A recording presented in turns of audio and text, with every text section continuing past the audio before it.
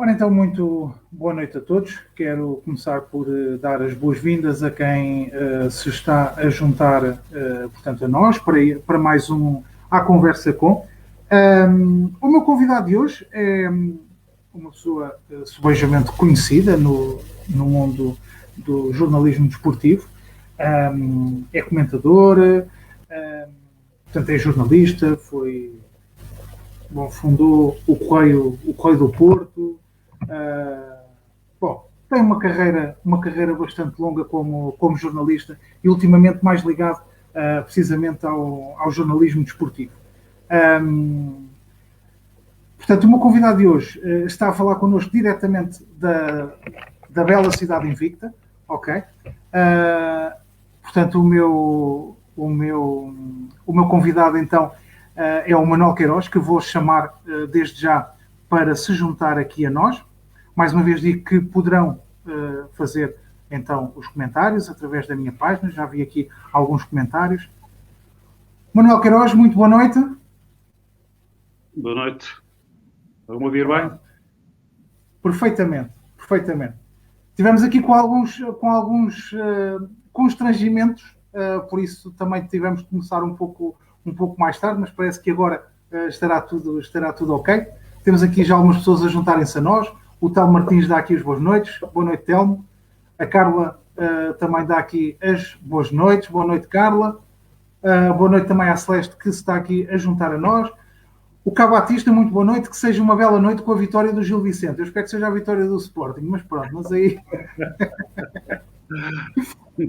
Entretanto, temos o Fernando a dar aqui também as boas noites a todos. E temos o Telmo a dizer: Ricardo, foste roubar o Sr. Manuel aos comentários da CMTV esta noite. Abraço. Bom, a nossa conversa era para ser amanhã, só que precisamente porque, pronto, e com o calendário desportivo e tudo isso, tem de haver aqui sempre esta flexibilidade. E quero começar por agradecer ao Manuel ter-se disponibilizado para estar aqui à conversa comigo, portanto, este bocadinho. Manuel, isto é assim, a pergunta mais sacramental que existe para um jornalista, principalmente na área do desporto. Como é que, sendo o futebol um desporto de paixões, se consegue conciliar portanto, a isenção necessária de um jornalista portanto, com aquilo que é a sua paixão futebolística? Porque lá está, o futebol é um jogo, portanto, é um jogo de paixões, principalmente o futebol.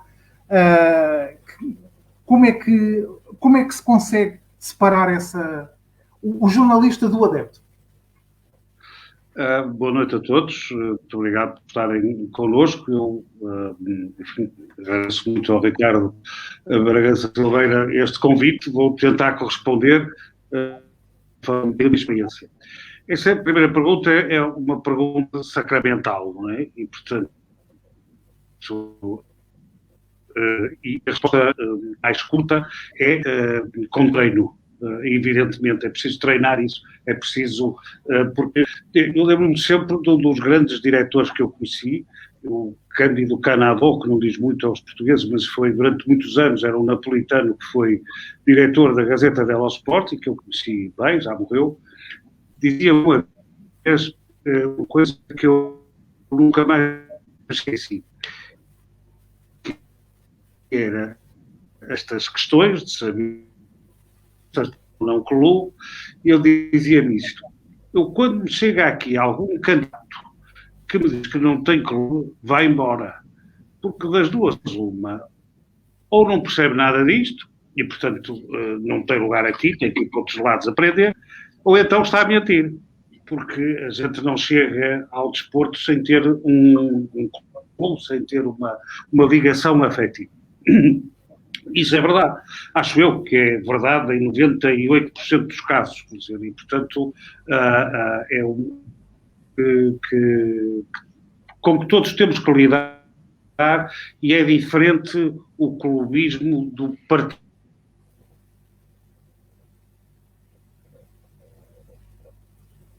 Na política, apesar de tudo,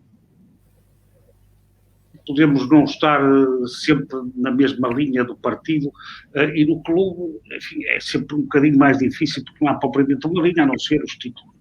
E, portanto, eu, quando comecei no jornalismo, e não comecei logo no jornalismo desportivo de cor, antes pelo contrário, acho que tive que fazer algum treino para poder estar numa bancada de imprensa e não me sentir na bancada dos sócios ou dos adeptos, que aliás gosto muito, muitas vezes vou ver jogos de futebol e não só, para a bancada dos adeptos, de uns ou de outros,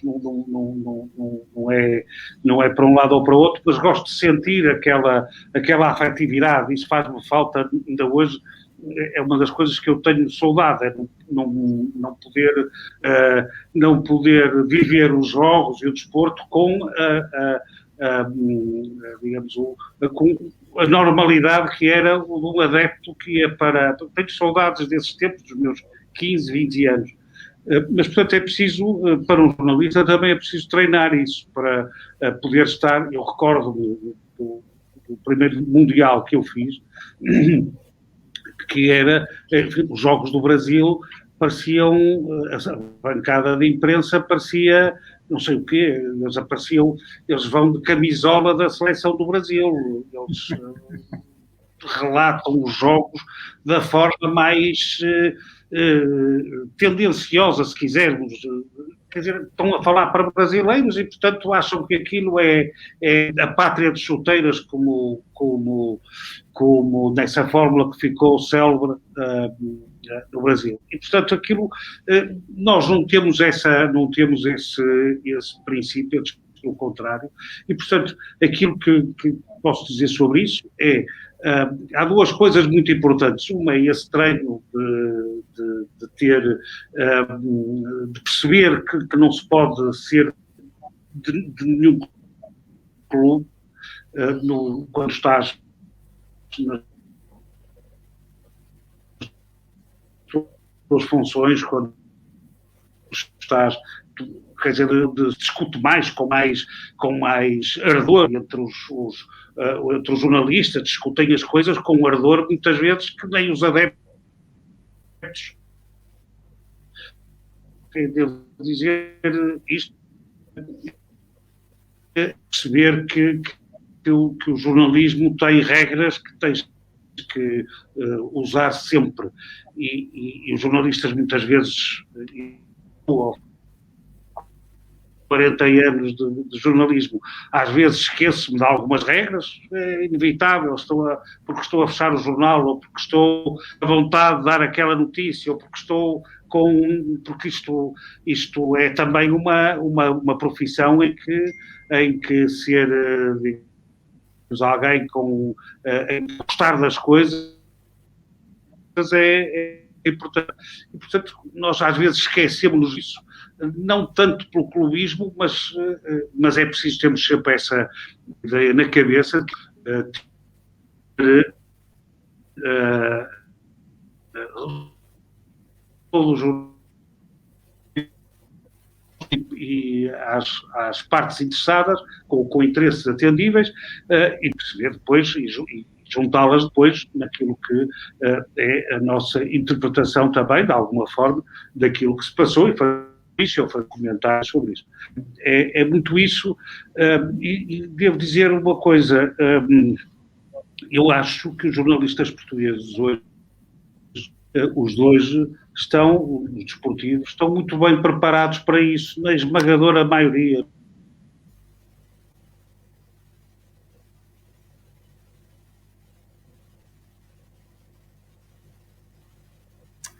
Bom, o Manuel estava, antes de entrarmos em direto, estava aqui com alguns problemas técnicos e, portanto, aqui a nível da ligação de internet e entretanto, ele já está aqui outra vez em backstage, vou voltar a adicioná-lo. Bem-vindo de volta, Manuel. Desculpa. Isto poderá ser algo recorrente durante o direto.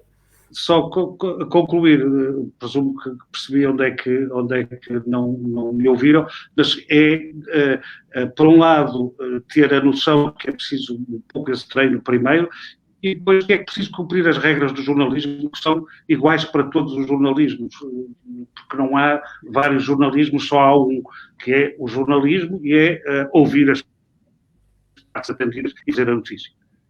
Exato. Bom, mas o Manel dava aí um exemplo, por acaso eu também ia falar. O Manel dava o exemplo do Mundial, portanto, em que esteve, portanto, aquilo com os jornalistas brasileiros, que aquilo, pronto. Mas eu acho que quando joga, portanto, quando joga a seleção nacional de cada um dos países, acaba-se mesmo por se esquecer um bocadinho as regras, e acaba por ser normal.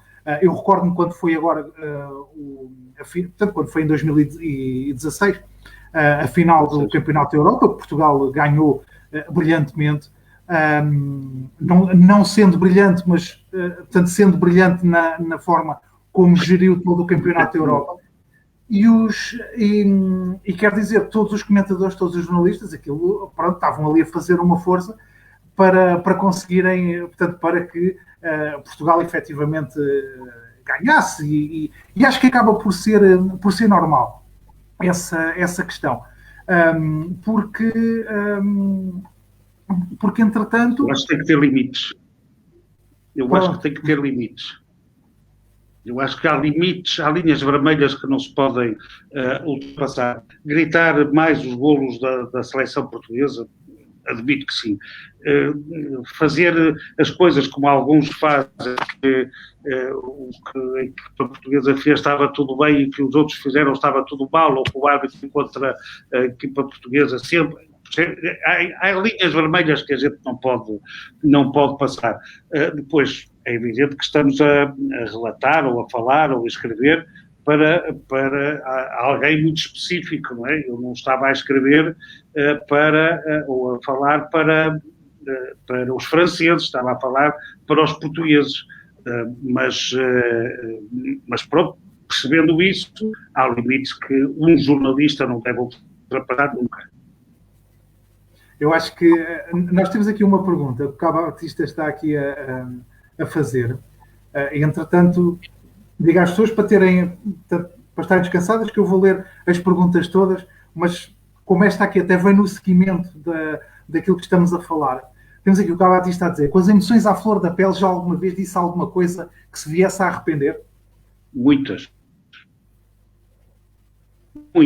mas não é só no desporto, nem é só o direto, faz com que muitas vezes a gente diga coisas que se pudesse agarrar e voltar a meter na boca,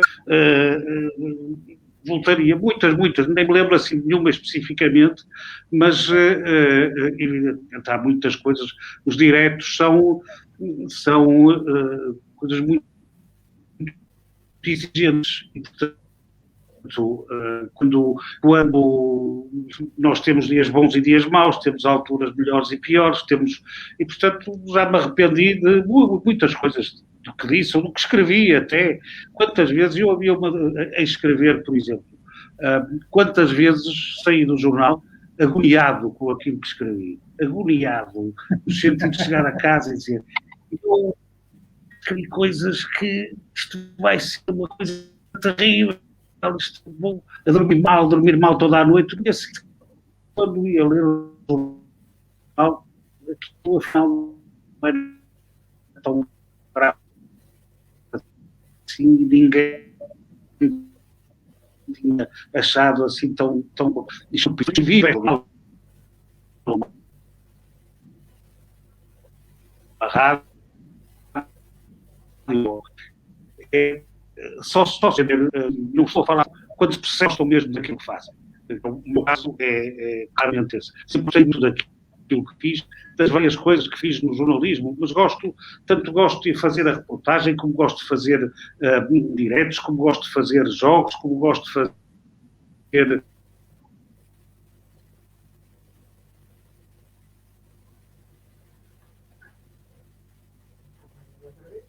como gosto de ir buscar E, portanto, quem faz isto com este gosto, e os jornalistas, na maior parte dos casos, fazem assim, é evidente que vivem muito isso, percebes? E, portanto, há coisas que...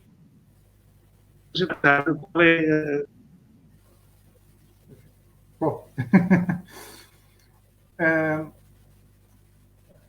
era como eu estava a explicar, o Manuel está com alguns problemas de rede. Já se está a juntar novamente a nós. Isto, entretanto, começa aqui a ficar a voz um bocado metálica e depois, entretanto, o Manuel acaba por... Quando eu lhe vou dizer, olha...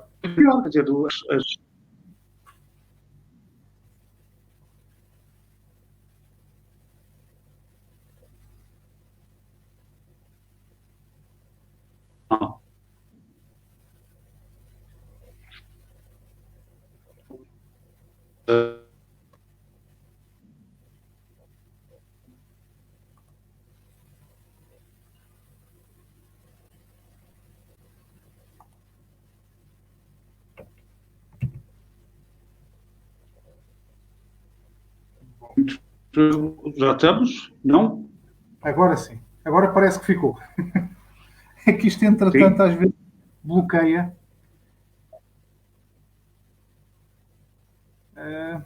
Pois.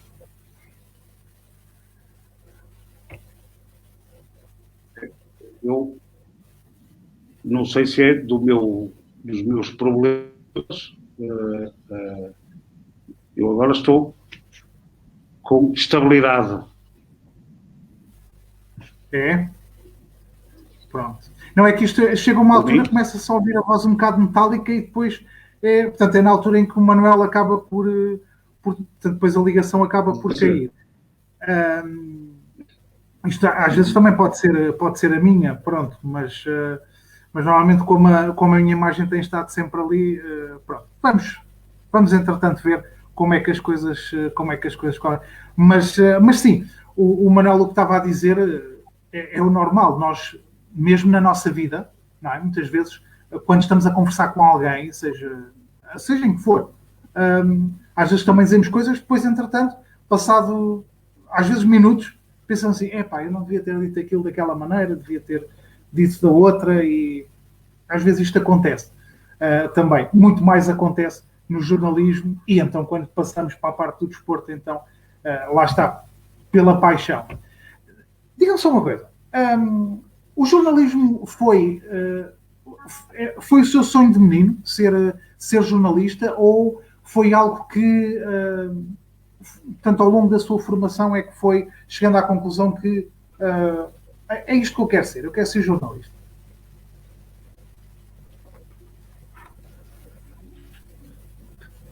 Eu não sabia muito bem o que queria fazer, devo dizer. Até entrar na faculdade, pus muito seriamente a possibilidade de ir para dentro. É talvez aquilo que eu tinha pensado mais seriamente. No Porto, na altura, não havia faculdade de Direito, portanto teria que ir para Coimbra ou para Lisboa. Isso uma ideia que me interessasse muito. Fui para letras, para a altura chamada Línguas e Literaturas Modernas, opção de inglês e alemão. Na altura, andava eu no segundo ano, abriu um concurso para o comércio do Porto. E fui eu que o vi, foi o meu irmão mais velho, eu tenho muitos irmãos, somos nove, sou do meio e ele era o mais velho, que sabia que me conhecia bem e tal, e que me disse, porquê é que não vais fazer o concurso para o comércio do Porto, porque tu gostas muito de jornais, gostas muito de informação, era uma evidência, lia imensos jornais, portugueses, estrangeiros, tudo já nessa.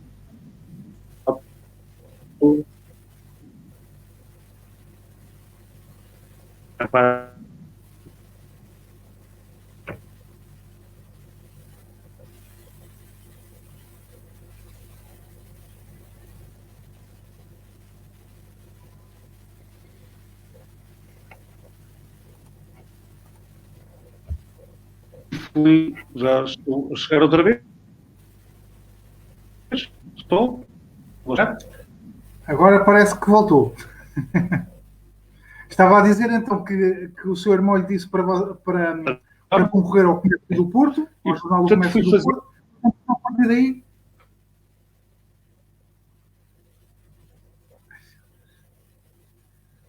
Exato. Isso era feito na faculdade, onde, para meu espanto, estavam 500 e tal pessoas. Estamos em 1980, final de 1980. Eu conhecia bem meus colegas da faculdade.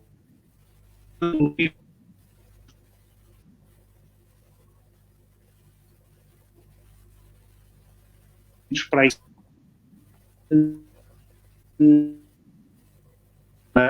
Estava na faculdade e fui para o jornal ver o chamado período experimental, de 2 meses ou 3 meses de período experimental, basicamente para eles verem se eu sabia fazer alguma coisa, mas também, da minha parte, para perceber se era mesmo aquilo que eu gostava. E de facto, ao fim de um mês, percebi que era aquela a vida que eu queria.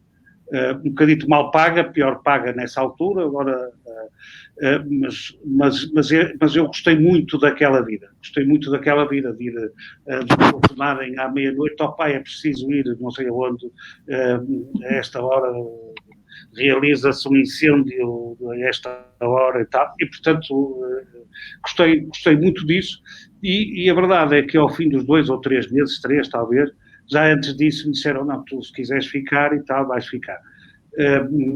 Fui eu, de resto, o único que segui desses 4 ou 5 que foram escolhidos, foi o que seguiu depois a carreira.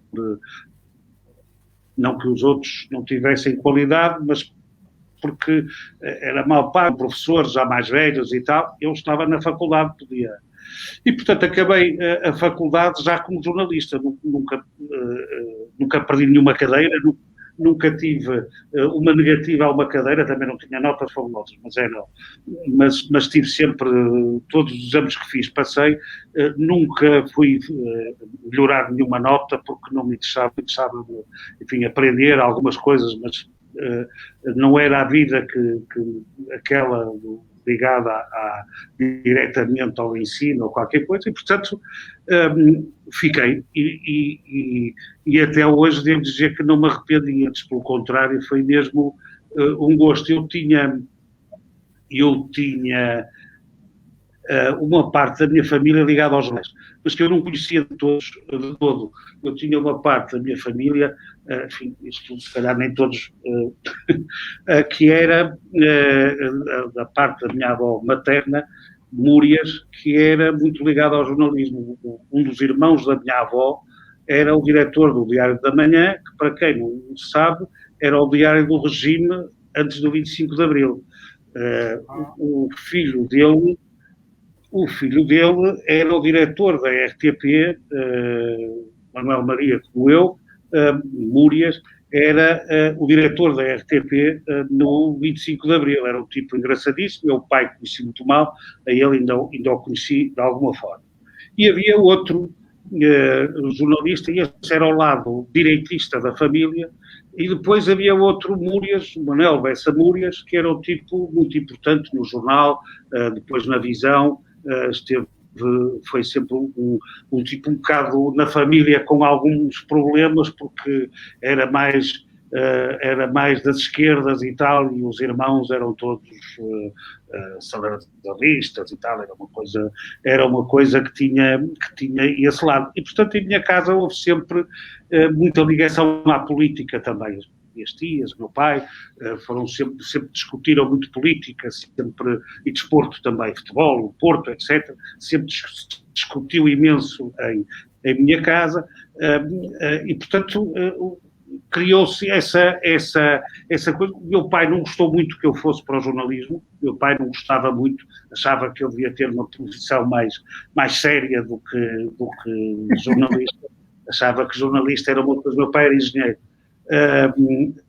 achava que jornalista não era assim uma coisa muito, muito séria, mas, de facto, do outro lado da família, enfim, do lado dele também, mas do lado dos Múrias mais do que dos Queirozes, havia essa ligação ao jornalismo que, enfim, não me influenciou em nada, porque eu conheci os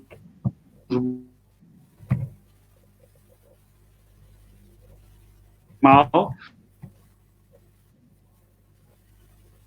também de que se falava exatamente por via dessas, no fundo, os jornalistas eram o que eles eram. Exato. Bom, entretanto, temos aqui mais pessoas a juntarem-se a nós, temos aqui o Peter Axe a dar aqui as boas noites, a Susana Mimoso também a dar as boas noites para quem se juntou a nós. Temos aqui também um comentário do Telmo que diz: temos de fazer coisas por gosto e por amor. Eu, pelo menos, faço isso enquanto comentador desportivo e relatador aos fins de semana. Porque ele, lá para uma rádio local, o Telmo é de Vila de Rei, e lá para uma rádio local, ele normalmente faz relatos dos jogos das distritais e tudo isso, e então, pronto, e lá está, faz isto com aquele amor natural de quem gosta de futebol e quem gosta de fazer estes relatos. Entretanto, ainda em relação àquilo que o Manuel estava a dizer, o meu pai, quando eu disse que ia começar a fazer estas coisas, só gostando e comentários esportivos ao fim de semana, disse que eu era doido, que não tinha jeito para tal coisa. Agora não perdam um comentário ou relato meu. No fundo também é assim, os pais também normalmente tentam sempre encaminhar os filhos o melhor possível. E depois os filhos querem fazer o caminho deles, como é natural, mas depois, lá está, os pais são sempre os fãs números 1 ou número 0 dos filhos, e isso é sempre positivo, porque estão sempre ali connosco. É bastante curioso. Entretanto, o Telmo tem aqui uma pergunta em tom de brincadeira, ok? O Telmo coloca uma pergunta em tom de brincadeira e não tenho nada contra ninguém. Para o Manuel, é mais fácil ouvir um comentário do José Calado ou do João Malheiro? Bom, é mais fácil ouvir do João Malheiro, porque o João Malheiro foi meu colega ainda no jogo há 35 anos, portanto conheço bastante bem e dá-nos há muito tempo, e ele tem no fundo esse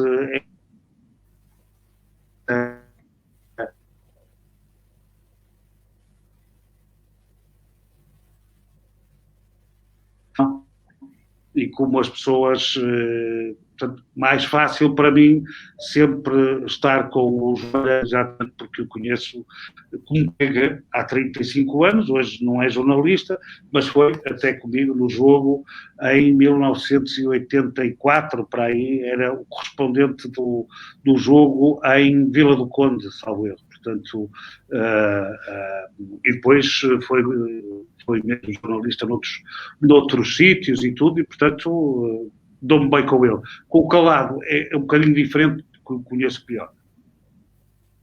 Muito bem. Esta pergunta em tom de brincadeira, portanto, acontece, vocês são todos comentadores na TMTV, e lá está, era aquilo que dizíamos, o futebol tem esta coisa que movimenta paixões e movimenta aqueles momentos, muitas vezes, e acredito, e o Manuel estava a dizer que, portanto, é muito amigo do João Malheiro, mas isso não impede que às vezes naquela febre do comentário desportivo, muitas vezes acabam por gritar um com o outro e discutir um com o outro, mas que no fim depois dão-se todos bem, não é? Sim, sim. A televisão perde um bocadinho desse drama, não é? Perde um bocadinho esse tom mais dramático, e chegamos ao fim, não houve problema nenhum. Noutros programas não é bem assim, atenção que não é bem assim, mas enfim, nós, apesar de tudo, temos esse lado de sermos jornalistas, ou de termos sido, no caso dele, e portanto é um bocadinho diferente. Nos outros, às vezes, a coisa nos intervalos não é fácil, mas não é que nos o drama que há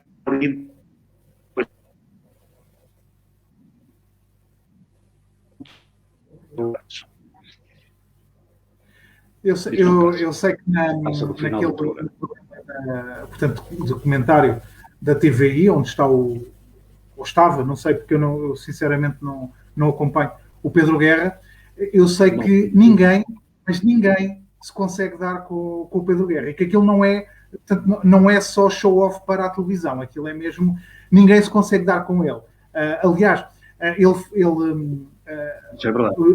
O Manuel deve conhecer o Manuel Serrão muito melhor do que eu, com certeza, mas o Manuel Serrão é daquelas pessoas que já fervem pouca água, mas com o Pedro Guerra eu já vi aquilo mais próximo das vezes lhes botar uns bananos, mas pronto, mas isto lá está. Mas também sei que é a própria TVI que pede que o Pedro Guerra seja assim, só que pronto, depois o Pedro Guerra, para além disso, às vezes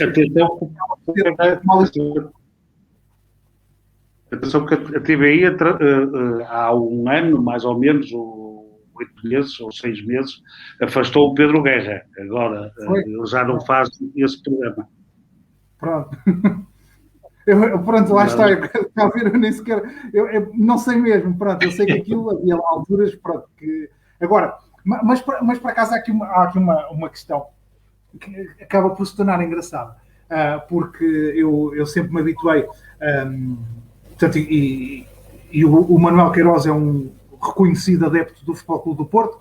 O João Malheiro é um reconhecido adepto do Benfica, aliás, já foi diretor de comunicação do Benfica. E é engraçado porque, lá está, é aquilo que o Manuel estava a dizer, vocês dão-se bem, são amigos, mas quando estão ali, cada um a defender o seu clube, enquanto comentadores, acaba às vezes por ferver ali um bocadinho a coisa e pronto. O eu ou não ser portista, que nunca me firmei como tal, não é ali não faz, no meu caso, estou ali como jornalista, não estou ali como clube. Devo dizer que na semana passada toda a gente ouviu falar do choque do Nanu com o guarda-redes, o penalti, se foi penalti, se não foi, e portanto pediram também para dar a minha opinião, e aquilo que eu disse foi eu marcava penalti porque não tenho nenhuma imagem que me prove que o guarda-redes entrou com os punhos na cara do Nanu, que não sei, não consegui ver em nenhuma imagem que houvesse que fosse o guarda-redes o responsável pela lesão do Nanu. E, portanto, não se marcam penaltis por suspeitas, na minha maneira de ver, e, portanto, eu disse para mim, eu não marcava penalti, se calhar era, mas eu não marcava porque não tenho nenhuma imagem que me garanta isso. Devo dizer que nas redes sociais isso foi uma coisa terrível entre os portistas e tal, porque eu sou boavesteiro, e porque sou do Benfica, e porque sou do Sporting, e porque sou do não sei quem, e porque sou sempre contra o Porto, e porque sou... Não, quer dizer, é tão simples como isto, que a gente, quando está numa tem que ser sério o mais isento possível. Quer dizer, eu não consegui ver nenhuma imagem que provasse que o guarda-redes deu com os punhos na cara do jogador do Porto. Se tivesse visto, era penalti e teria dito. Não vi nenhuma, não quer dizer que não tenha dado, mas na verdade não houve nenhuma imagem que me faça isso. E portanto eu não posso dizer que vi uma coisa que não vi. Não posso, evidentemente, do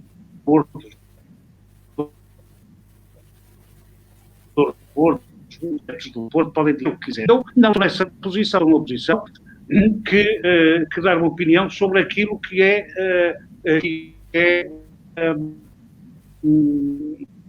está à minha frente. Não posso. Portanto, isto são coisas que o jornalismo não é um sítio muito fácil de já. E, portanto, é uma das consequências do ser jornalista é ter poucos amigos. Os amigos que depois já vão ter amigos porque não está de acordo com eles, portanto, é uma das consequências mais aborrecidas do jornalismo, é de facto não faz muito verdadeiro, são pouco. Exatamente, é assim, e relativamente a esse lance que o Manuel falava, ficar paralisado o jogo.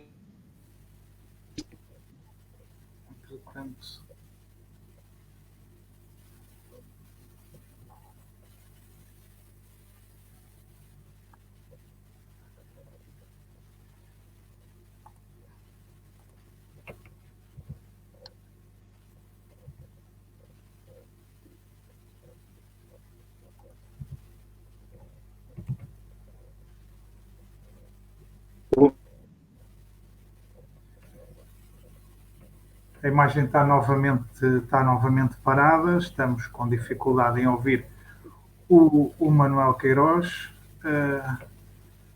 Pronto, parece que retomou. Então não.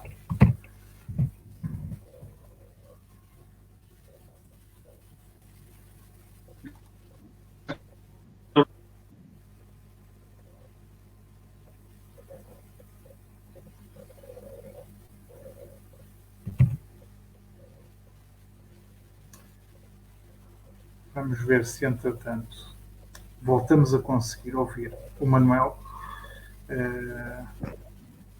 O Manuel está agora a movimentar. Melhor ver se é o melhor sítio para... Exato. Isto é assim, só para quem nos está a seguir lá em casa, é assim, torna-se complicado. Está toda a gente fechada em casa e a internet passa por picos bastante elevados portanto, e é o que está aqui a acontecer. Eu também de vez em quando também tenho alguns, por acaso hoje até à data está a funcionar bem, mas com o Manuel acaba por estar aqui um pouco mais complicado.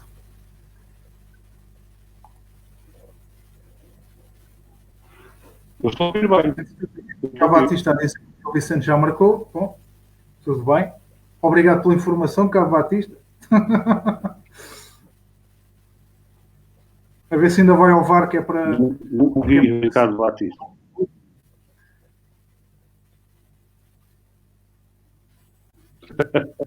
Não, já foi, acho que eu. Já foi. Entretanto, estava aqui a ouvir ao mesmo tempo. Não está fácil entender para o norte. É que isto lá está. Estamos todos fechados em casa e neste momento à noite é quando a malta acaba por estar toda na internet. E depois, claro que tem picos de utilização e é normal termos estas situações. Mas eu há pouco ia dizer, o Manuel estava a falar relativamente àquela entrada do guarda-redes do Belenenses. Contudo, e esta é a minha opinião, não sou especialista em futebol, nem nas regras, nem nas leis do jogo, mas é assim, para além de já ser recorrente aquele tipo de entradas do guarda-redes, ok? Mostraram uma entrada que ele tem num jogo também anterior, já não me lembro contra quem, em que fora da área o homem entra de uma maneira a um atacante adversário, nem sei contra quem é que eles estavam a jogar, nem interessa, que aquilo quer dizer, mas aí o árbitro assinalou e inclusive ele já tinha um amarelo e mostrou-lhe o segundo amarelo e ele foi expulso. Mas o guarda-redes, é assim, eu na altura, inclusive até partilhei na minha página de Facebook, precisamente a dizer que, a meu ver, aquele tipo de entradas, da forma como aconteceu, e se o guarda-redes dentro da pequena área está sempre protegido, portanto, em que se tem uma entrada sobre ele, portanto é sempre falta do atacante, também, fora da pequena área, o guarda-redes também não pode entrar daquela maneira, e o Ado podia-se ter magoado seriamente, e é assim, eles são todos profissionais de futebol e devem ter sempre isso em consideração, portanto, em consideração uns com os outros, ok? Aliás, acho que já é mesmo recorrente daquele guarda-redes e acho que ele devia mesmo, independentemente, o árbitro podia não ter visto, o VAR podia eventualmente não ter detectado ali, como o Manuel estava a dizer, não há assim uma imagem muito clara, mas depois há fotografias de jornalistas, de fotojornalistas, em que se vê perfeitamente como é que foi a entrada sobre o Adu. E o Adu podia ter tido uma lesão, aliás, foi uma lesão grave, pronto, mas podia ter sido ainda pior. Felizmente que, entretanto, ele teve alta e tudo isso e continua a recuperar, mas realmente aquele tipo de entradas acho que não tem lugar no futebol de hoje em dia. Mas sabes, eu tenho ali outra dúvida, que eu acho que, digamos, o Nanu também não entrou, também ia um bocadinho descontrolado, não se apercebeu, o guarda-redes, estamos a olhar para a bola, portanto eu tenho, se o guarda-redes, pois há uma regra, se o guarda-redes sai a punhos e acerta na cara do adversário, só, claro que é falta, naquele caso, um penalti. Mas eu nunca vejo isso, mesmo as fotografias que eu vi, são fotografias que depois, se eu as puser e isso é uma coisa também interessante até para analisar o VAR, porque muitas vezes se essas fotografias eu as ponho depois no contexto do filme, do vídeo, eu não as consigo identificar claramente, mas são ângulos diferentes e, portanto, as fotografias podem dizer mais, mas as fotografias também, às vezes, também podem mentir. Há fotografias que mostram que até parece que é o defesa que está a bater na cara do Nanu. Ora, não é de certeza. E, portanto, como digo, não vi nenhuma imagem que me provasse que era penalti. Eu não posso, num jogo de profissionais, isso é um princípio que eu tenho e que os árbitros, na minha opinião, não seguem muitas vezes. Em jogos de profissionais, expulsões e penaltis, pela importância que têm no jogo, nos campeonatos, etc., só se devem marcar quando não há dúvida nenhuma do que aconteceu. E isto não é muitas vezes o que acontece. E, portanto, por isso é que eu não marcaria penalti naquela jogada, porque não tenho a certeza de ter sido. Provavelmente foi, suspeito que foi, mas daí até poder ter a certeza de que foi, não a tenho. Por isso era por isso que eu não marcaria. Sim, e também se compreende a decisão do árbitro e a decisão do VAR, porque efetivamente acaba por ser um lance duvidoso e polémico, independentemente, pronto, e depois o jogador, pronto, felizmente depois não foi tão grave como primeiro se pensou, mas pronto, mas de qualquer das formas foi uma situação que aconteceu. E o Manuel falava aí de uma coisa, portanto, bastante interessante, que é a questão das fotografias. Das fotografias, portanto, quando são tiradas e tudo isso. Portanto, e nós, ultimamente, e temos vindo a deparar-nos várias vezes com este tipo de situações, ou seja, fake news, imagens manipuladas e tudo isso. Eu não queria entrar muito no tema das fake news, porque o Telmo que nos está aqui a seguir, ele amanhã terá também um direto a falar acerca das fake news, mas que é algo que efetivamente também acredito que deva preocupar qualquer jornalista, porque lá está, é importante que as pessoas saibam que devem recorrer portanto, a agências de notícias credíveis para divulgar a informação.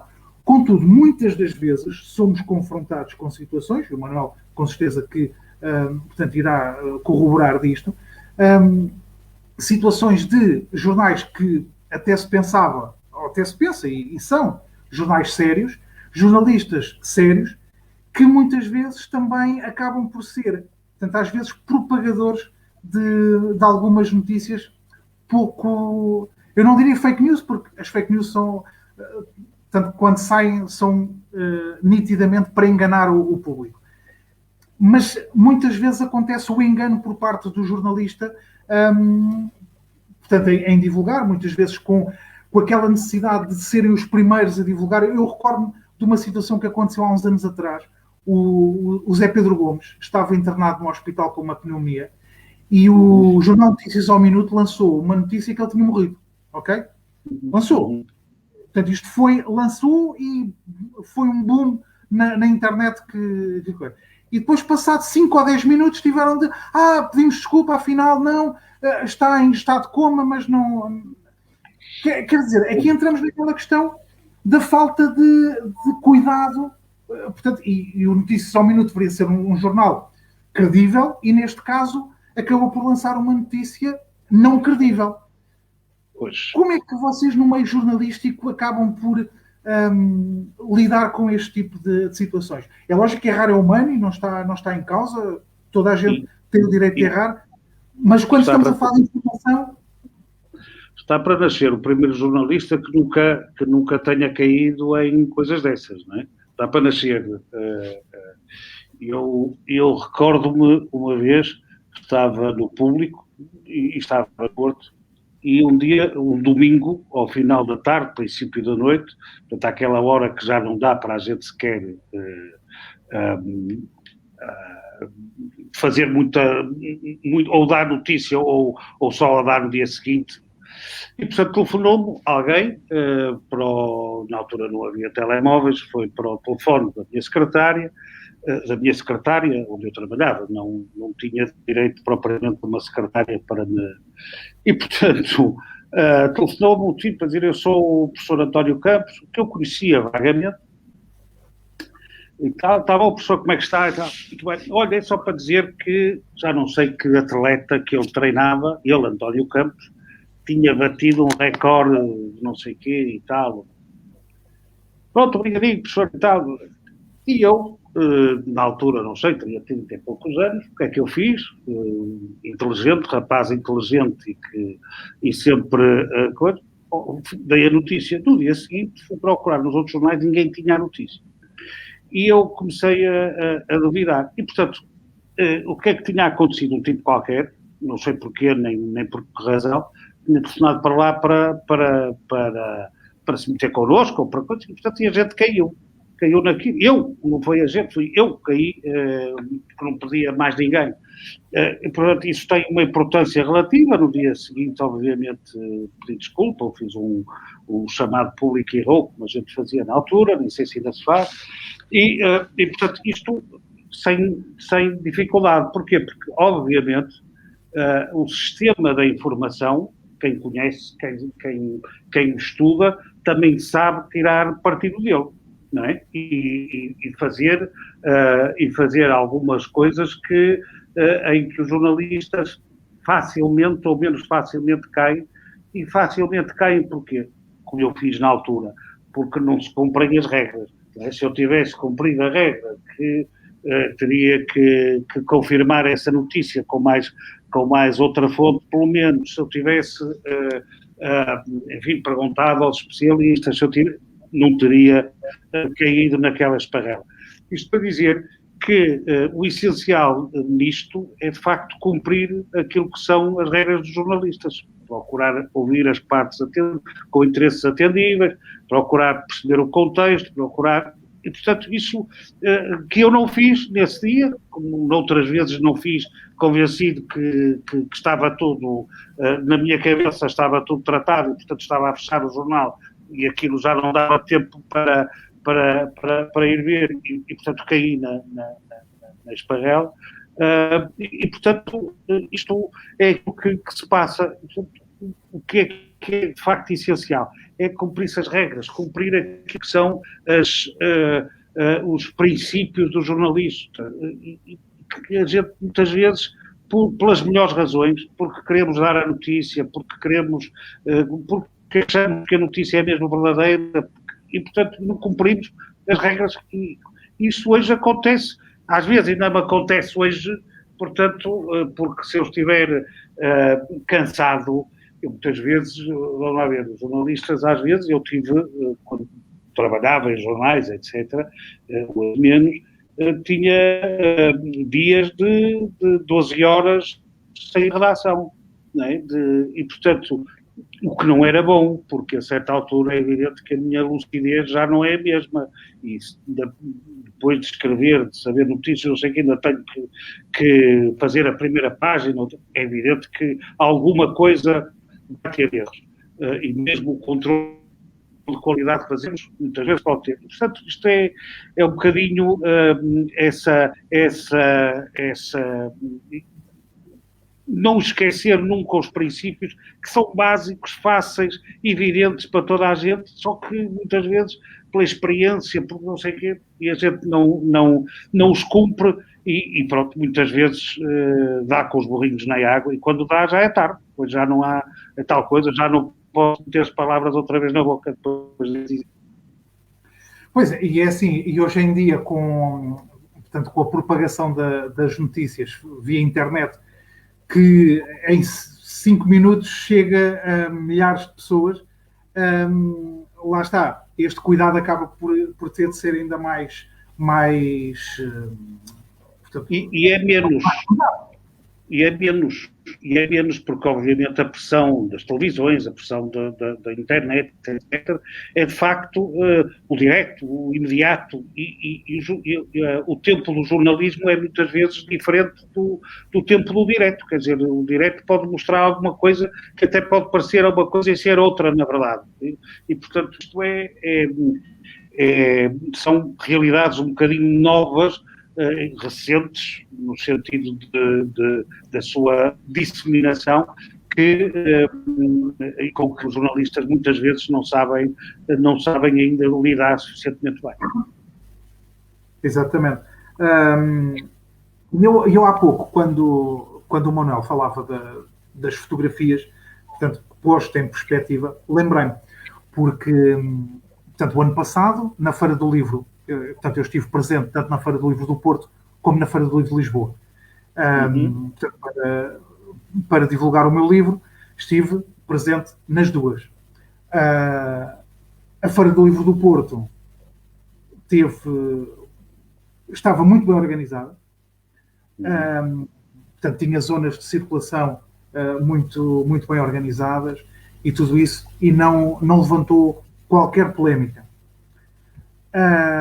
Aliás, que eu tenha visto, não levantou qualquer polémica e bem, estava muito bem organizado ao nível de distanciamento, de circulação, estava tudo, portanto, estava muito bem. Uma outra situação normal. A Feira do Livro de Lisboa, no fim de semana que eu estive aí no Porto, vejo no Facebook uma fotografia sobre a Feira do Livro de Lisboa. E eu olho para aquilo e tudo completamente alterado, que não sei o quê, e esta gente não tem cuidado nenhum, e estamos com uma pandemia e está tudo em cima uns dos outros e não sei o quê. Bom, eu pensei assim, bem, eu para a semana estou lá, eu espero que aquilo corra bem. E então assim foi, na semana seguinte fui para a Feira do Livro de Lisboa e, portanto, fui um bocado antes da minha hora e depois estive lá um bocado depois também da minha hora, a dar voltas e tal. E eu não via ajuntamentos nenhum. Não via aquilo. E no entanto, estavam lá escritores conceituados, portanto, que chamam pessoas. E eu assim, então, mas caralho, o que é que aconteceu a semana passada para ter acontecido o que aconteceu? Não acredito que tenha havido aqui uma grande diferença de pessoas. Então foi só colocar o meu telemóvel. Ok? Houve uma altura em que eu olhei e vi pessoas distanciadas, todas umas das outras, com distanciamento de segurança, e pá, tudo completamente. E depois agarrei no meu telemóvel e pus para tirar uma fotografia. Foi só mudar a perspectiva em que o telemóvel estava. E eu disse assim, eu se meto esta fotografia no Facebook, incendei as redes sociais com uma pinta daquelas. E lá está. É precisamente isto que às vezes é preciso ter algum cuidado. Porque, e isto voltando, mesmo até quando foi introduzido o VAR no futebol, eu aqui faço um bocado o advogado do diabo, mas o VAR, quando entrou no futebol, houve muitos comentadores que disseram que por um lado podia ser bom, mas por outro lado podia ser mau. Porque quando se vê uma imagem na televisão, não se consegue perceber a intensidade com que um jogador é abalroado, é rasteirado, portanto há uma entrada, não se consegue perceber a intensidade. E depois como aquilo vai depois em slow motion, não é, para ver e tudo isso, muitas vezes há coisas que parecem que foram uma coisa e depois na realidade não foram. Não está em causa a utilização do VAR, acho que o futebol também tem de evoluir tecnologicamente para ter estas coisas todas à sua disposição. Mas lá está, mas não vai acabar com os erros de ajuizamento. Porque o árbitro, quando vai analisar as imagens, ele pode pensar assim, isto aqui não foi suficiente para o jogador cair. O jogador sentiu o toque e mandou-se para o chão e pronto, e siga. E pronto. Isto só para fazer este enquadramento. Só dizer duas coisas sobre isso, porque tem alguma importância. Uma, os especialistas da arbitragem, todos os internacionais, aqui têm alguma dificuldade em dizer isso, mas depois dizem também, aconselham os árbitros a que arbitrem com as emoções, exatamente para perceber a intensidade que muitas vezes, quando vão ver as imagens, podem ver em slow motion, mas depois para verem também em velocidade normal, porque em slow motion às vezes tem uma ideia completamente diferente. E, portanto, arbitrar com as emoções no sentido em que é preciso, em que o árbitro está no jogo e percebe em cada momento, ou tem uma percepção que quem está fora não tem, se uma determinada jogada deve ser analisada de uma maneira ou de outra, porque o jogador gritou, porque o jogador disse, porque muitas coisas que só quem está lá dentro é que percebe, portanto, isso é algo muito importante, a arbitragem também é isso, e por outro, porque de facto uma boa parte daquilo que é a arbitragem do futebol, há outras coisas que não são bem assim, mas no futebol é muito, são de interpretação, portanto a interpretação que viu nesse há um grande ex-árbitro espanhol, o Torralba, que diz foi penalti e não há dúvida nenhuma. O Duarte Gomes diz não foi penalti nem pensar em lado nenhum, porque foi cabeça contra cabeça. E, portanto, são dois ex-árbitros muito conceituados e já o Jorge Croix dizia foi penalti. Jorge dizia foi penalti. Portanto, a interpretação dos lances é muito importante e muitas vezes as duas interpretações diferentes são completamente aceitáveis no mesmo lance. Ou seja, eu teria aceito que o árbitro tivesse marcado penalti. Eu não marcava porque não vi nenhuma imagem que me desse. Mas admitia que o árbitro, naquele momento, nas suas emoções, etc., dissesse que foi penalti. E o VAR não podia, ou não iria, provavelmente, desmenti-lo. Portanto, exato. Isto é assim. Sim, porque lá está. Também houve uma coisa que o VAR veio trazer, que foi tirar aquela emoção, não é? Do futebol. Porque do golo. Lá está, os árbitros são seres humanos e podem errar. Muitas vezes são crucificados quando cometem um erro. Não acredito que na grande parte das vezes que eles cometam erros de propósito, quer dizer, não existe. Pode um ou outro ser claro. incompetente. Como em tudo na vida. Qualquer coisa assim. Mas, quer dizer, eles quando arbitram, acredito eu que tentam arbitrar da melhor forma possível.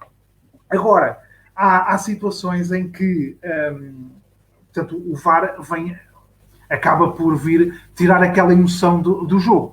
Aliás, eu lembro quando começaram a haver jogos com o VAR, que a malta dizia, um bocado em tom de brincadeira, que portanto, a marcação de um golo acabava por ser um coito interrompido. Porque a malta festejava, mas depois, espera aí que o árbitro tem de ir ao VAR. E continua a ser assim. 2, 3, 4 minutos ali em tensão, sem saber se festejavam o golo ou não. E pronto, e acaba por ter aqui este lado um bocado, às vezes, perverso, não é? Porque lá está, porque tirou aquela emoção.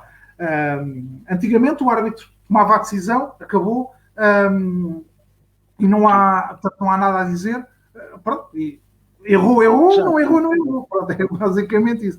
Agora, Já aconteceu uma equipa, logo no princípio, por exemplo, uma delas, uma equipa marcar um golo e depois, através do VAR, voltar tudo atrás e ser penalti contra a equipa que tinha marcado o golo. Já não valeu o golo e ser penalti contra a equipa que tinha marcado o golo. Aconteceu isso já mais que uma vez.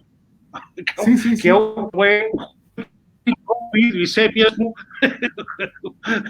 o coito. Pois, que isso ainda vai é completamente inverter o sentido da jogada. O Cavattista diz, pede desculpa, mas com imagens não pode haver falhas. Cavattista, okay. Vamos fazer uma coisa. Você olha para aquele lance que eu e o Manuel estávamos a falar, relativamente portanto, àquela entrada sobre o Adam, e depois o Adam não. O Nanu, o Adam é o guarda-redes do Sporting. Opa, já estou todo atrofiado. Mas a entrada sobre o Nanu e depois vamos ver. Portanto, se calhar temos aqui três opiniões diferentes. As interpretações todas que houve. Pois, as interpretações que houve das pessoas mais diversas, com mais experiência de arbitragem, que não tem nada a ver com o jogo, não dizem a sua opinião por serem deste clube ou do outro, e, portanto, e houve as opiniões mais diversas sobre aquele lance, porque é de facto difícil e pode haver várias interpretações, daquele lance. Daquele e do outro. Exato. Entretanto, o Cavattista coloca aqui, o VAR, ao que parece, tem todas as condições para a visualização dos lances. Há interesses? Interesses há, como é evidente, mas não é uma questão só não é uma questão de interesses, são as imagens mesmo e a interpretação depois que cada um faz. Evidentemente há interesses, provavelmente sim, quer dizer, é impossível dizer que não é? É evidente que há interesse. Mas, como o Ricardo dizia há pouco, e eu estou completamente de acordo, quer dizer, há jornalistas venais, como há escritores venais, como há árbitros venais, mas não são, quer dizer, não são a maioria, nem são o costume, quer dizer, a maior parte das pessoas são honestas e sérias e podem interpretar mal, mas fazem-no com as melhores intenções, na minha modesta opinião. Depois há os que são melhores, os que são piores, há os que são mais capazes e menos capazes. Mas não acho, e insisto, de facto, o futebol tem esse problema. As leis são pouco codificadas. Os lances podem ser muito diversos e terem interpretações diversas em muitas ocasiões. Exato. Aliás, e no meio disso, o Cavattista conclui com, sim, os critérios são diferentes, mas há lances que têm sido claros e que não são assinalados. Lá está, isto às vezes para nós parece-nos claro, mas depois para quem está a tomar a decisão, e muitas das vezes acabam por, também para não prejudicar sobre um lance que eventualmente poderá ter várias opiniões, portanto acabam também por não tomar certas opiniões. Há uma semana, mais ou menos, 10 dias, houve um jogo, um Moreirense-Braga, que aos 2 minutos o Braga marcou um golo, que o VAR depois disse que estava fora de jogo. E não estava 1 metro e tal em jogo. Percebeu-se depois, eram as linhas que estavam mal calibradas naquele momento, naquele dia, não sei, as explicações não foram muitas.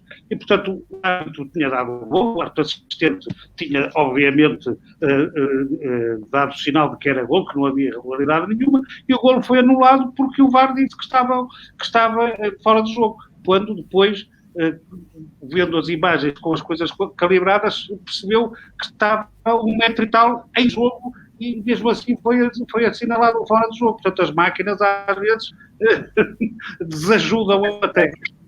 Exatamente, enganam-se às vezes mais do que propriamente os humanos.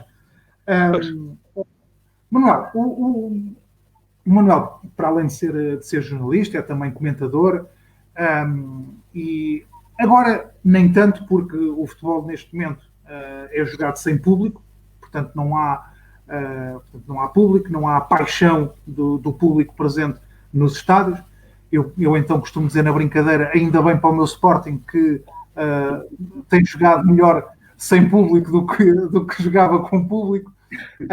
Se bem que hoje a coisa não está a correr bem, mas pronto, paciência, seguimos em frente. Mas no princípio, agora já não seria assim, não é? No princípio havia essa a questão, não é? Jovens, se coisas corressem mal, aquilo havia. Hoje já é ao contrário, hoje o Sporting já precisava ter público, o público já ajudava, acho eu. Pois, o público agora já empurrava porque a coisa está a correr bem. Eu que a equipa que está boa. Exatamente, estão a jogar bem e o treinador dá mostras de um bom trabalho. Mas o tem sido por diversas vezes palco de situações de violência entre os adeptos e muitas vezes entre os próprios agentes desportivos e muitas vezes os comentadores de futebol dos vários canais são acusados de serem, portanto, em alguns casos, serem incitadores dessa própria violência. Há comentadores, entretanto, que se escudam a dizer que, portanto, mais incitadores acabam por ser, muitas vezes, os próprios presidentes dos clubes, porque passam o tempo todo a incitar ao ódio e à revolta e tudo isso. Qual é a opinião do Manuel sobre isso, sobre a questão da violência no futebol entre adeptos e entre os próprios agentes desportivos? Eu devo dizer que acho que a violência que existe entre os adeptos tem muito pouco a ver, normalmente, com comentadores ou com presidentes ou com... tirando algumas questões que são fabricadas por claques ou assim, o resto tem muito pouco a ver com isso. As pessoas vão aos estádios para ver o jogo. Depois, se o clube não ganha naquele momento, se estão com um copo a mais, se a situação se proporciona, aí sim, porque de resto aquilo que acontece são coisas normalmente entre claques, que digamos que fazem da sua vida também muito essa parte. Porque de resto eu não acho nada que sejam os comentadores que incitem à violência. Francamente, quer dizer, acho que é uma interpretação muito abusiva, porque eu nunca vi ninguém bater noutros. O Joaquim disse isso, levas este morro e tal. Eu nunca vi ninguém dizer isso. Agora, o futebol, como tu disseste logo de início, são paixões e, portanto, as pessoas, isso eu vi pessoas fora delas, pessoas respeitabilíssimas fora delas, no fim do jogo, porque tinha perdido, porque se gerou ali qualquer coisa que...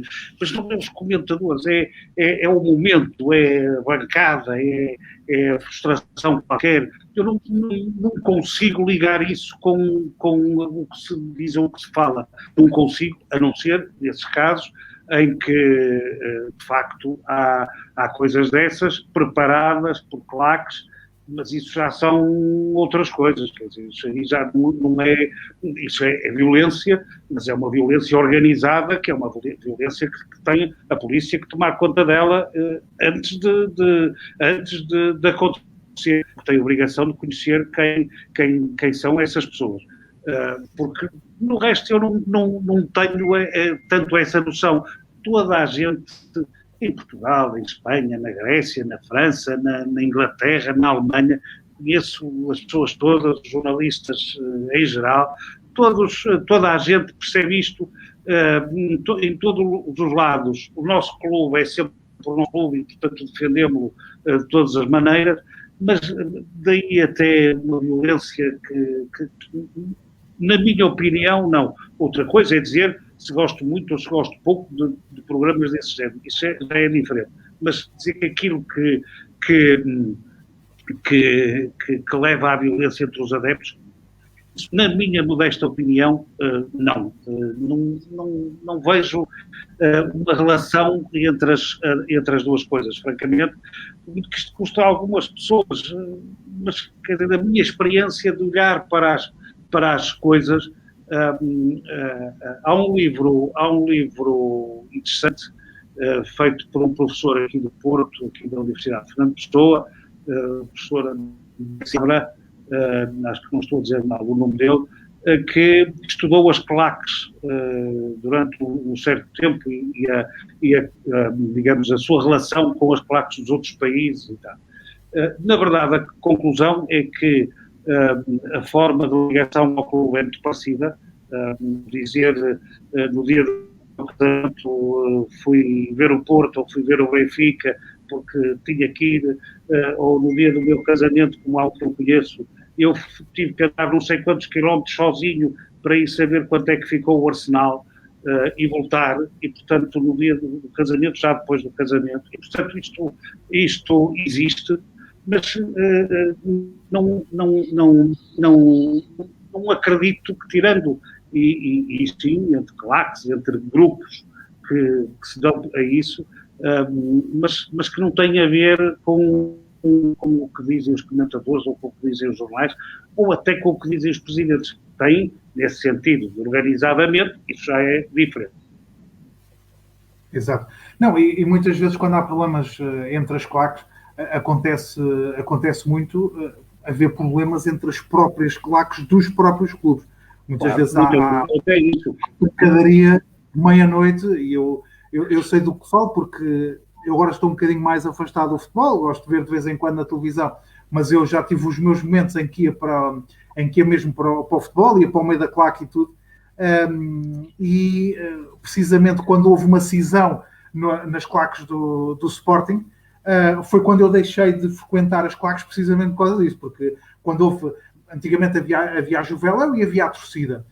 Entretanto, houve uma cisão entre a Juveléu e o diretivo, depois se formou o diretivo, e aquilo era uma coisa. Cada vez que havia jogos do Sporting, eu ia ver os jogos, cada vez que havia jogos era pancadaria entre eles, que coisa. Eu, a partir daí, afastei-me um bocado das próprias claques, porque, precisamente por causa dessa questão. Lá está, eu gosto do espetáculo bonito que as claques, quando estão com vontade de apoiar a equipa, as claques são capazes de fazer, ok? Fazem um bom espetáculo. Agora, quando estão lá só para a pancada, e assim. E o que acontecia, por exemplo, no Sporting, inclusivamente antes de terem parado o campeonato por causa da pandemia, o que acontecia é que as claques e os adeptos já não iam para o futebol para apoiar o Sporting. Iam para criticar a direção e faziam manifestações à porta do estádio e tudo isso. Independentemente da razão que pudessem ter, mas acho que a questão primordial, não é? Quando o Sporting ou qualquer outro clube, portanto, quando se vai assistir ao jogo do clube, deve ser apoiar o clube. E sim, senhora, lógico que nós no futebol, quando gostamos de futebol e quando entramos no estádio de futebol para assistir a um jogo, nós transformamos-nos, não é? Eu pelo menos sou assim. A primeira vez que a minha mulher, na altura já estávamos casados, que ela foi comigo ao futebol, ela ficou escandalizada, ok? Porque ela via-me a ver os jogos em casa, sou calminho e tal, e entretanto fomos ver um jogo particular entre Portugal e França, no estádio de Alvalade, e a minha mulher ficou escandalizada com a maneira como eu agia e tudo isso. Deixa-me contar que eu tinha, do lado do meu pai, 3 dos irmãos do meu pai eram padres. Só está vivo um, e um dos que já faleceu era um maluco pelo Porto. Ia sempre ver o Porto para todo lado, no futebol, no basquete, no handball, e ele e uma tia minha, também solteira, iam muitas vezes. O meu tio era muito conhecido em todo o lado pela maneira como se comportava, sobretudo nos pavilhões, onde dava muito mais nas vistas. Não é? O meu tio estava a entrar o árbitro, já estava aos saltos, ai-te embora, coisas assim. Meu tio, de cabeção, de coisa, depois pequenito, gordinho e tal. Há um dia, há uma história magnífica que eu tenho que contar também. Um dia estava na Cofina, nessa altura, no Record, talvez, e um dia a diretora houve um jogo aqui no Dragão, a Cofina tinha na altura um camarote, e o que foi o Porto Manchester United de 2004. Mas, e ela veio ver, ela era de cá do Porto e estava cá e foi ver connosco e tal. E a certa altura começou-me a contar uma história, que era o seguinte: sabes que eu uma vez vim com o meu marido, vinha sempre aqui, tinha sempre o lugar dele, vinha com os amigos e tal, e uma vez fez-me vir também com ele. Ah, sim, sim. E eu vim porque ele queria mostrar a Margarida, o Zé e o Norberto. O Norberto era o meu pai, os outros dois eram os irmãos dele que iam para... E eu comecei a ouvir a história. Pois que eu fui ver e tal, porque tinha que ir ver o Norberto, a Margarida e o Zé, que era um espetáculo nas bancadas. E zangavam-se uns com os outros e tal, e coisa. E é tudo verdade, tudo verdade. E disse, olha, pois é o meu pai e os meus tios que faziam essas cenas no meio da bancada, e eu sempre ao futebol, os três. Eu, a certa altura, já não podia ir com eles, fui muitas vezes, como é óbvio, os meus irmãos, mas os três senhores de 60, 70, 80 anos que faziam no meio da bancada, zangavam-se uns com os outros. Tu não percebes nada disto, tu nem viste a jogada que estás a falar, tu não queres e tal. E o meu aos saltos e tal, que era uma coisa. E, portanto, eu ali, pois, olha, eram os meus tios e o meu pai, o que é que eu tenho de fazer? Eram assim, são assim, mas eram assim, era onde se sentiam mais à vontade para fazer essas coisas, não posso fazer nada.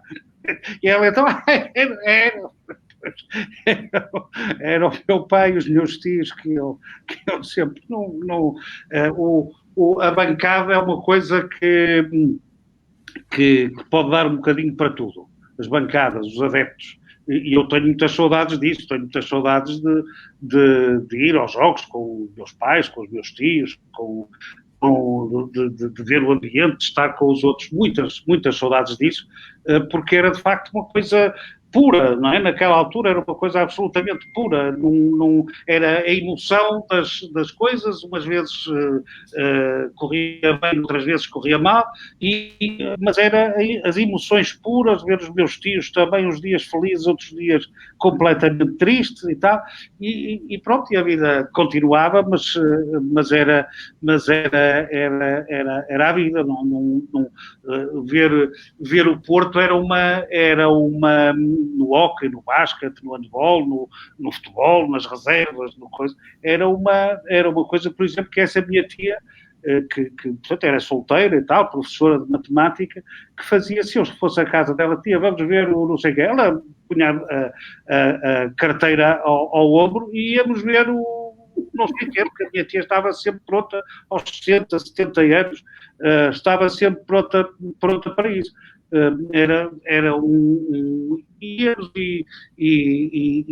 de facto era uma emoção essa emoção da bancada é uma emoção pura, uma emoção de realmente uma coisa quase inexplicável, não é? Quase inexplicável como a gente se liga aos clubes, aos jogadores, mas que são tão importantes na vida de tantas e tantas pessoas. Exatamente. Entretanto, o Cabatista coloca aqui um comentário que é uma realidade. Não há qualquer justificação para a violência praticada por causa do futebol, mas isto é um problema mundial e que dificilmente se consegue resolver. É assim, os ingleses conseguiram resolver o problema do liganismo. Dentro dos estádios. Dentro dos estádios. Sim. Dentro dos estádios, exatamente. Mas conseguiram. Porque à volta dos estádios é outra coisa. Exato. Mas antigamente era quase impossível ir ver um jogo com uma equipa inglesa, mesmo até quando havia jogos das competições europeias, em que era com uma equipa inglesa aquilo. Eu lembro-me que houve uma vez, acho que foi na década de 90, o Futebol Clube do Porto jogou com o Manchester United, acho que jogou com o Liverpool, nas Antas, e que aquilo foi pancadaria que nunca mais acabava, que era... Bem, já não lembro. Não lembro se foi com o Manchester, se foi com o Liverpool, mas sei que aquilo foi pancadaria de tal maneira que a polícia de choque começou a carregar sobre aquela gente toda e aquilo foi... levavam tudo à frente, que era mesmo assim. Mas tenho ideia que foi num jogo da Liga dos Campeões.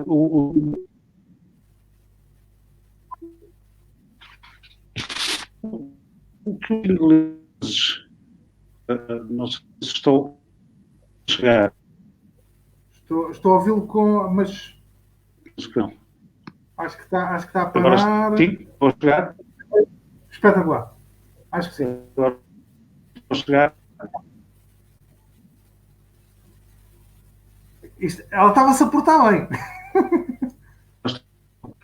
Os princípios simples de as maçãs podres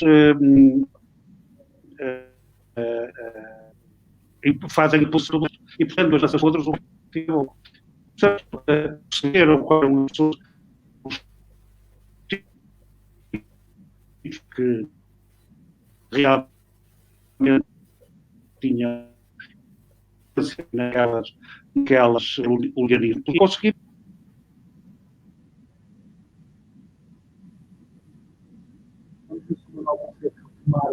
A ligação, ela estava muito boa. Há pouco. Ela estava muito boa, mas quando ela estava a verificar. E depois eu tenho aqui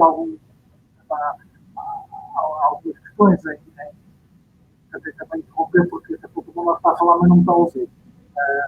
De qualquer forma.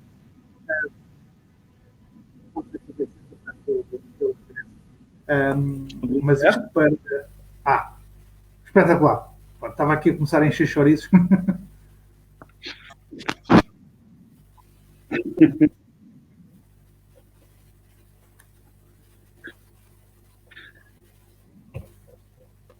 Muito bem. Manuel, estávamos a falar sobre aquela questão do. Estava-lhe a dizer quando houve aquele jogo não sei se foi com o Manchester, se foi com o Liverpool nas Antas. É dessa maneira, não é? Isolando duas maçãs podres. Pois. O problema afastando as maçãs podres, mas as maçãs podres, depois falando dos estádios.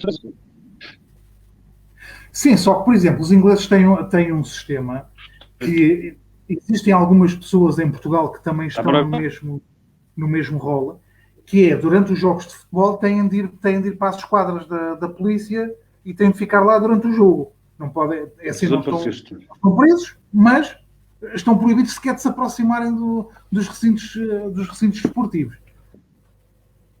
Independentemente disso. Se este estou a ver, não? Eu acho que vai desaparecer. Não, isso.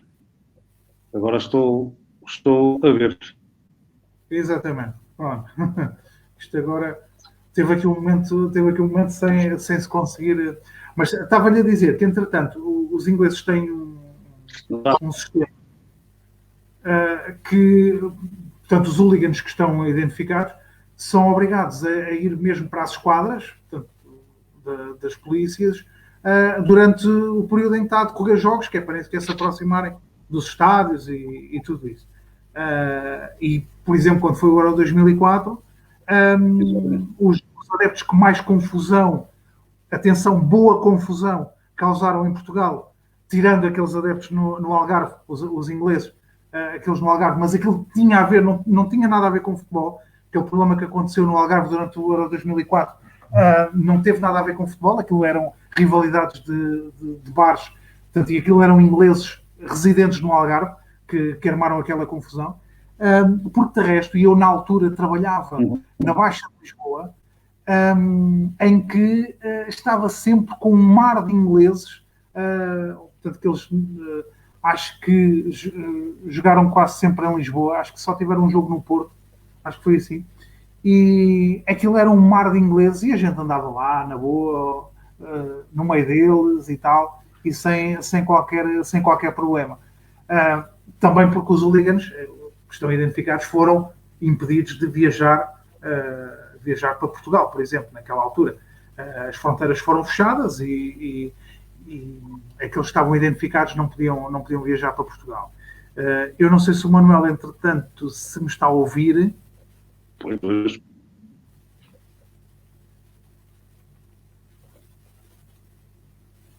e hoje as polícias têm fecheiros coletos e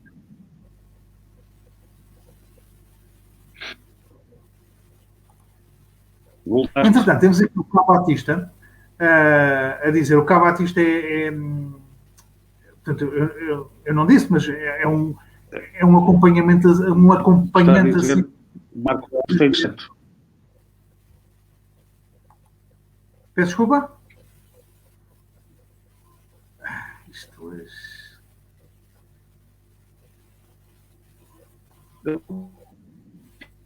era só a net se manter como estava há bocadinho.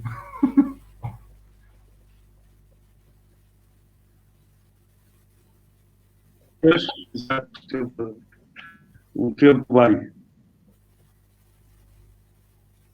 É que isto era mesmo a net se manter como estava há bocadinho, era um espetáculo.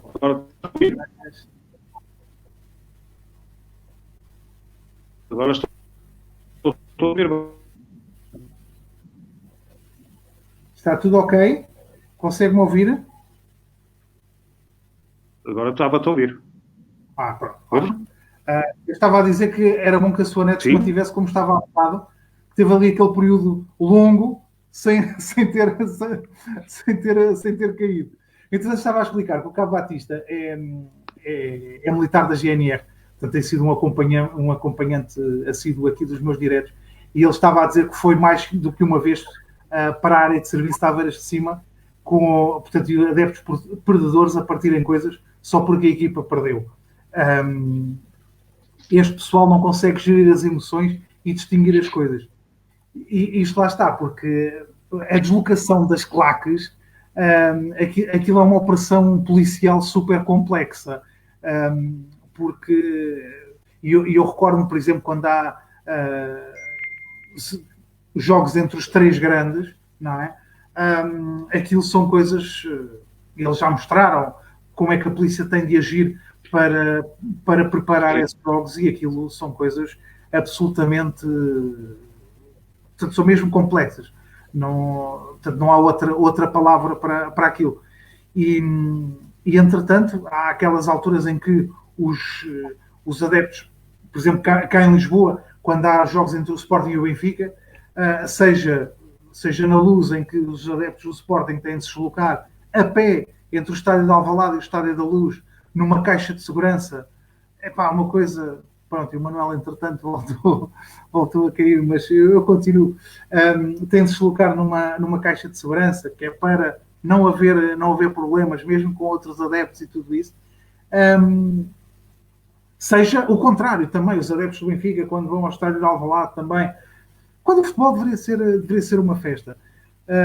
E infelizmente isto às vezes é complicado, e depois quando se diz que não se consegue levar os filhos ao futebol porque o futebol tem muita violência, é verdade. Infelizmente existe muita violência no futebol, e vamos ver se entretanto o Manuel entra, nem que seja para a gente se despedir, porque já vamos aqui com quase 1h30 de direto, e amanhã é dia de trabalho. Bom, e agora caiu mesmo definitivamente, mas isto para vos dizer, e o meu Sporting continua a perder, infelizmente, mas pronto, faz parte do jogo. E bom, já tenho aqui outra vez o Manuel. Bom, Manuel, isto mais uma vez voltou a cair. Eu estava a dizer que ia ver se o Manuel entretanto conseguia voltar, nem que fosse para a gente se despedir, que entretanto já vamos aqui com quase 1h30 de direto, e uma conversa bastante agradável, e mesmo com estas quedas todas conseguimos ter aqui uma conversa bastante agradável. E ele pedir que, pois, se entretanto voltar. Bom, entretanto temos aqui o Cabo Batista a dizer que sim, que é tudo programado com antecedência, e é verdade, eles já fizeram várias reportagens portanto, a mostrar exatamente a complexidade que existe.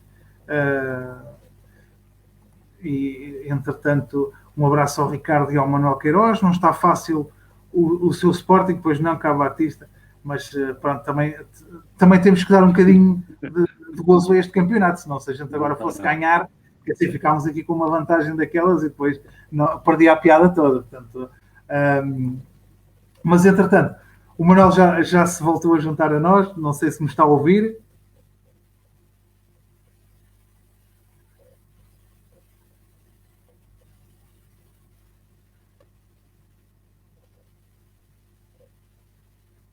Isto confessemos uma coisa, eu estava aqui a fazer a dizer que não sabia se o Manuel estava a ouvir e estava-me a recordar principalmente nos tempos mais antigos. Agora a coisa funciona de maneira diferente, mas antigamente, quando os jornalistas estavam a falar com os correspondentes em determinada cidade europeia ou mundial, americana ou coisa assim, era sempre aquela coisa de o delay com que demoravam depois a ter o retorno da resposta. Pronto, e agora fiquei aqui outra vez a fazer, pronto, a encher chouriços, porque efetivamente não está fácil para o Manuel.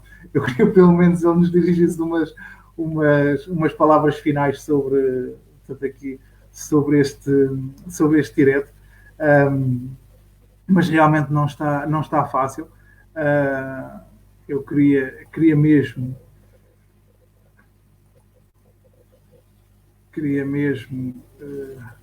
bom,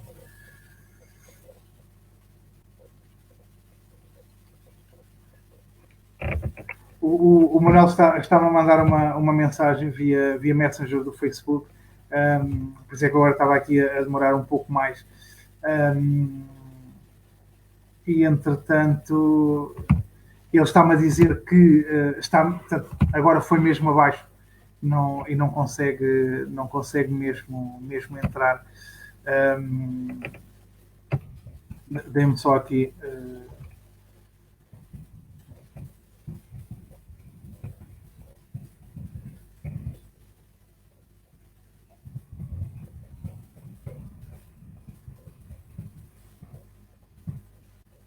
Ele já está aqui novamente.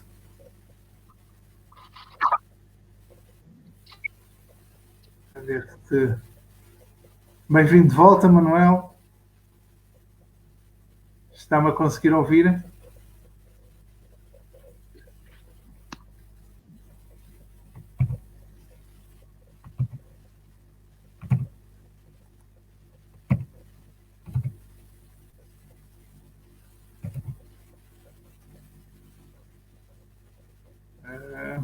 Parece que o Manuel não me está a conseguir. O Manuel não me está a conseguir ouvir. Efetivamente, a internet não está nas melhores condições.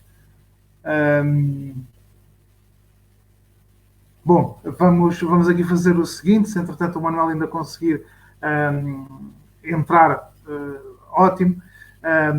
Mas também já estávamos aqui para terminar. Eu, para vos dizer que vou, portanto, então no próximo sábado, portanto, continuarei com A Conversa Com. Portanto, próximo sábado, às 21 horas, vou estar à conversa com o Pedro Aniceto. O Pedro Aniceto é informático, portanto, está aqui dentro de todas estas questões das seguranças portanto, na internet e tudo isso. E, para além disso, é um homem com um sentido de humor absolutamente maravilhoso. Foi ele que inventou, uma vez num dia 1 de Abril, uma notícia que dava conta que num determinado dia iria ser possível o atravessamento entre duas ilhas nos Açores e que isso foi partilhado até mundialmente. Bom, deixem-me aqui ver se o Manuel, entretanto, consegue...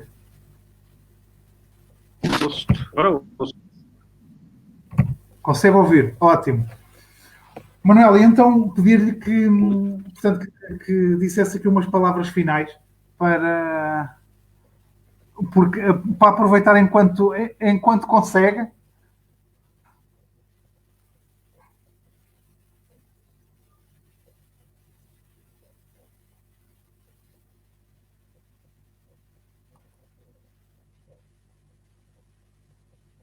Bom, enquanto o Manuel. Bom, isto está mesmo complicado. A Elizabeth está-nos a dizer que hoje não conseguiu acompanhar, mas que irá ver logo que o direto fique disponível. Elizabeth, como não conseguiste acompanhar, o Manuel teve uma série de problemas com a ligação de internet durante o direto. Portanto, tentou aqui portanto, ir respondendo às questões e, pronto, e de forma abnegada, quase, mas isto. Deixem-me só aqui.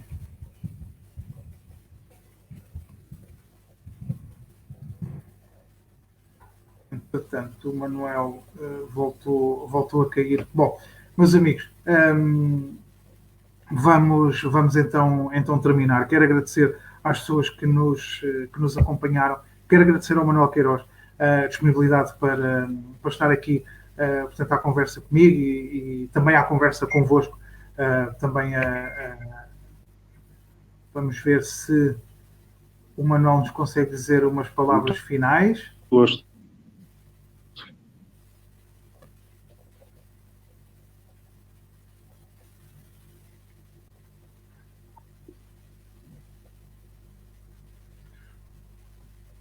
Bom, nós estamos mesmo a conseguir ouvir o Manuel. Manuel, experimenta falar agora. Agora estou a ouvir. Ok, ótimo. Agora sim. Agora acho que agora ouço. E vejo.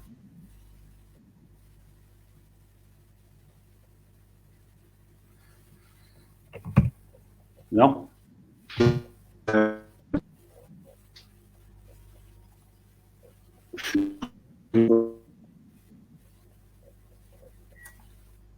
Bom.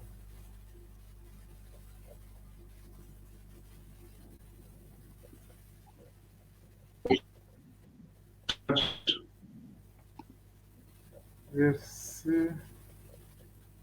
Não estou disponível.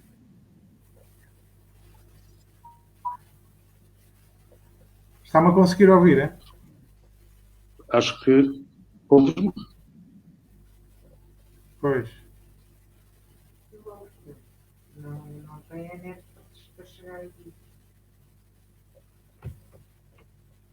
Pois.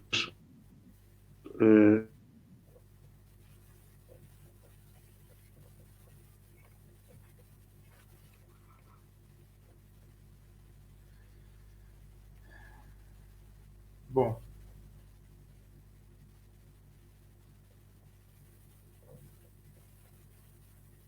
Bom, efetivamente não é possível termos aqui as palavras finais do Manuel Queiroz. Pedimos desculpa por todos estes constrangimentos durante o direto. Mas estava então a dizer-vos que no próximo sábado, portanto, irei ter aqui à conversa comigo o Pedro Aniceto. Bom, parece que agora a imagem está melhor. Mas Estou-te a ver. ótimo. Vais entrar? Parece que agora. Ia-lhe pedir então que nos conseguisse deixar aqui umas palavras finais.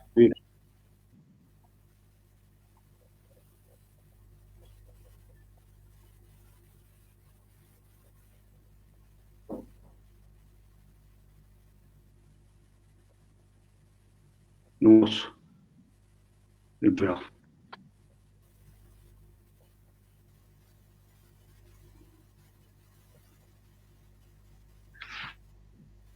Estou-te a ver bem, mas. Pois, eu entretanto não consigo ouvir. Mas Bom, efetivamente não é possível.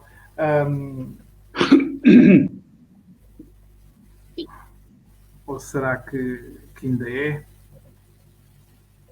Força. Agora estou a ouvir. Mas eu não percebi como querias.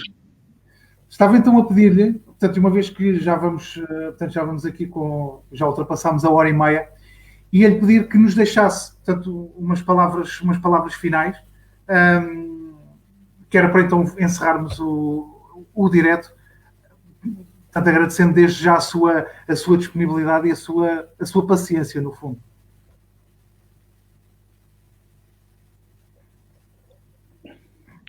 Eu vou dizer qualquer coisa, não sei se foi exatamente nesse miolo, nem se foi exatamente o que tu me pediste. Queria agradecer, tanto mais nada, o convite, foi um gosto estar aqui e não precisar, já sabes, podes contar comigo. Gostava de dizer uma coisa sobre ser jornalista no desporto, nomeadamente, é que não é fácil, é uma vida fácil, hoje cada vez mais difícil, até por causa das fake news e de todas essas coisas, há muitas dificuldades que os jornalistas enfrentam, mas ganha-se bastante pior que se vou ganhar, e portanto é outra dificuldade, há menos condições também de trabalho em muitos sítios, isso também deve ser considerado, mas continuo a dizer que os jornalistas do desporto e não só estão hoje mais bem preparados do que estavam há 10, do que estavam há 20 e do que estavam há 30. E portanto, não sei, é porque tem outras ferramentas, tem outra ligação às coisas, tem outra história. E eu espero que eu também sou presidente do CNID, que é a Associação dos Jornalistas do Desporto, que os jornalistas sejam capazes de resistir a este momento tão difícil. Eu sinto que há uma grande desconfiança em relação aos jornalistas, em relação à autoridade em geral. Há uma dificuldade grande. Os jornalistas saibam resistir, continuar a ser jornalistas até ao sempre testemunho, os jornalistas.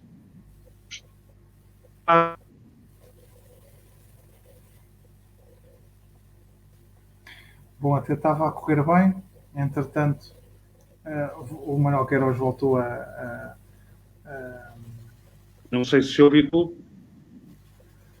Estávamos a ouvir aqui com alguns, tanto com alguns cortes, mas conseguiu-se perceber. Estava aqui a falar dos desafios dos jornalistas hoje em dia, portanto, e que estavam melhor preparados, efetivamente, do que estavam de enfrentar, do que vencer. Não é fácil.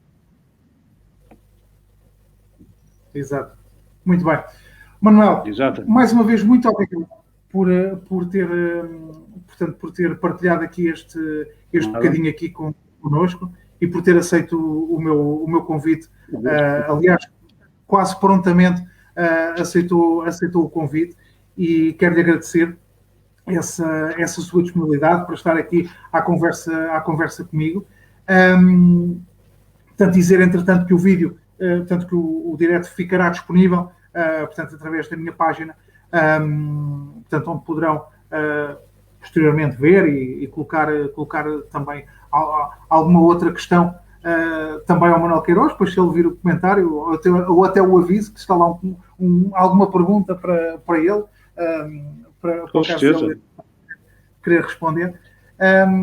E, entretanto, só terminar para vos dizer que no próximo sábado, às 21h, estarei à conversa com o Pedro Aniceto. Vamos falar, portanto, um bocadinho de tudo sobre também um bocadinho a propagação de notícias falsas, portanto, através das redes sociais, como é que se detectam, portanto, essas coisas. Ele é gestor de algumas páginas de redes de agências de notícias, portanto, que também às vezes são atingidas por algumas coisas que, portanto, menos corretas. Portanto, e como é que eles, no fundo, gerem esta questão. E, se não fosse por mais nada, ele ficou conhecido há uns tempos atrás, há uns anos atrás, porque num dia 1 de Abril inventou a questão, portanto, a história de que ia ser possível, dali a uns 2 meses, atravessar 2 ilhas nos Açores, portanto, a pé, pronto, porque a maré ia descer de tal maneira que era possível atravessar aquilo a pé. E então foi uma publicação que foi bastante partilhada, tanto umas pessoas a brincarem e outras pessoas a acreditarem mesmo que aquilo era a sério. Portanto, vai ser de certeza mais um serão, portanto, aqui com um bom humor também, que também é importante, irmos falando coisas sérias e também coisas a brincar. Mais uma vez agradeço ao meu convidado, ao Manuel, que voltou entretanto a cair, mas agradeço a disponibilidade para estar aqui nesta conversa com. Para todos vocês, uma muito boa noite. Espero que se mantenham todos em segurança e que consigamos ultrapassar isto brevemente. Boa noite a todos, muito obrigado.